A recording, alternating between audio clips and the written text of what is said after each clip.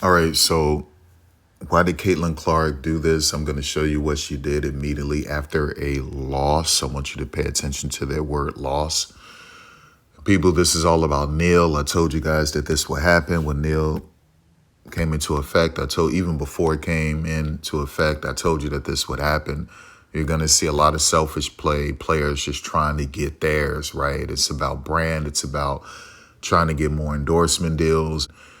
Instead of selfish play, we're going to get nil play. Instead of a selfish player, we're going to call them nil players, name, image, likeness players, right? So I want to show you something real quick. This is immediately after loss. What does she do? She goes on IG and posts individual performance. And here's a selfish play right here. That's a nil play, right? That's a brand play. Okay, it's a selfish play, right? Let's look at it again. That's a nil play. That's not a team play. That's a nil play. Okay, right? These are nil posts, right? This is about brand, people. This is about marketing. And her agent and her team told her, keep this up. These triple doubles, keep them coming, Caitlin. These 40+ point games, keep them coming, Caitlin. This is huge for your brand. This is great marketing.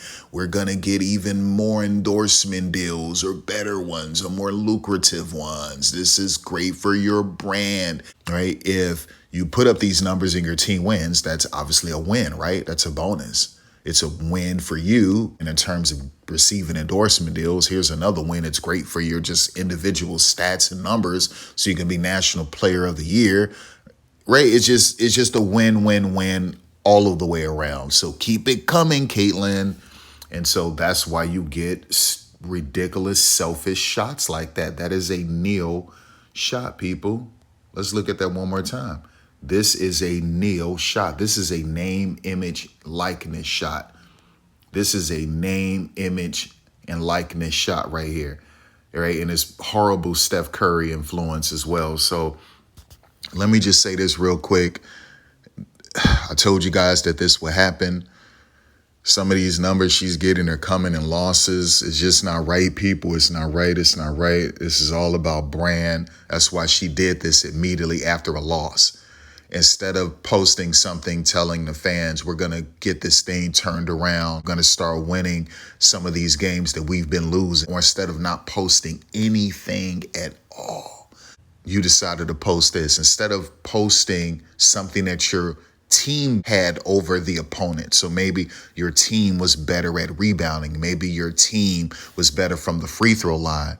Okay. Maybe your team beat them in 2 statistical categories or 3. Okay, post that. Instead, you post your individual numbers immediately after a loss. After a loss, you're not supposed to do anything, or you're supposed to post an apology, right? Something just showing contrition, something telling the fans we're going to get this right. But no, you post individual numbers, videos showing you going after an endorsement deal. That was all about brand. And this is why I told you what would happen with name, image, and likeness. Name, image, and likeness would cause players to transfer so that they can be the star of their own team, or so that they can receive more minutes or whatever like that, right? To attract endorsement deals, right? This is what it's about. So you're going to see more players enter the transfer portal. You're going to see players go to certain programs where they could stand out more, right? Like, this is what it's going to do. You're going to see more selfish play from players. Okay. Players are going to be hunting shots, trying to get theirs. This is what you're going to see. You're going to see other players becoming disgruntled. They know that this is a nil player, and they know why she's playing its way. It's just not right. So they're going to complain, and then they're going to want to transfer, right? I told you that this is what would happen, people. I told you guys this, and this is what you're seeing from Caitlin. Immediately after a loss, you go into marketing 101, right? Like, come on. What are we doing here, people? What are we really doing here? It was just selfish. And then the one play where she was like double, triple team. She was really like literally triple teamed at one point. Means you got players open. And when you look at the video, you see her teammates are open. Even when she's double teamed, you see her teammates are open. She could have, even before she crossed half court line, she could have shared that basketball, and she didn't. You got teammates wide open, Caitlin. And then she does a step back 3 with 2 players in her face. You didn't need to do that. When you look at this crazy shot right here, people, there's over 3 minutes. It's like 3 minutes, 14 seconds. You didn't need to do that, okay? You didn't need to do that. You didn't need to do that. So you take a step back three with two players in your face? How selfish is that? And then she was throwing up more deep shots. It was just totally selfish. You could have missed those shots, Caitlin. Your team could have lost, right? That's just not right. But a nil play from a nil player. I'm not going to call them selfish plays anymore. I'm going to call them nil plays, right? Okay, nil plays. So what do I got to say about Liz Cambage going to LA and what Sophie Cunningham posted to her IG story? Okay, the WNBA, you can't have heir apparents anymore. You just can't. There's no such thing as an heir apparent anymore, right? No such thing, because these teams are stacking these teams so that they could stack the arena, so more fans can attend these games, and then hopefully they can get a win-win and win a championship. So it's a win to pack the arena, and it's also a win to win a championship. But they're not even thinking about heir apparents, right? This is why Jordan Canada is rumored to be going to LA, okay? Because number one, your veteran doesn't want to retire, it seems, okay? You're supposed to be the heir apparent. That's obviously not going to happen because Sue decided to stay an extra year instead of retiring. Old players just can't get enough, and they're hurting young talent. You look in Phoenix, Sophie Cunningham has this Photoshop image of herself in that lineup. She should have been in that lineup. She should have been in that photo from the jump. But here's the thing, people, is that Sophie is supposed to be Diana Taurasi's heir apparent. You understand what I'm saying? Next in line to go along with Skylar and Brittany and to take over. It was supposed to be Sophie, right? It's the same thing in LA. It was supposed to be Lauren Cox. And then also Lee. It was supposed to be their thing, right? The heir apparent, NECA, Shanae moves on or whatever like that. And you get Lauren and you get Lee, the heir apparent. Well, that can't happen when you insert Liz. When you bring Liz, why are you bringing Liz there along with Kennedy and all of these other players, potentially Jordan Canada, to pack the arena? And then there's a win-win if you win a championship. And that's what it's about. In the meantime, you're stunting growth.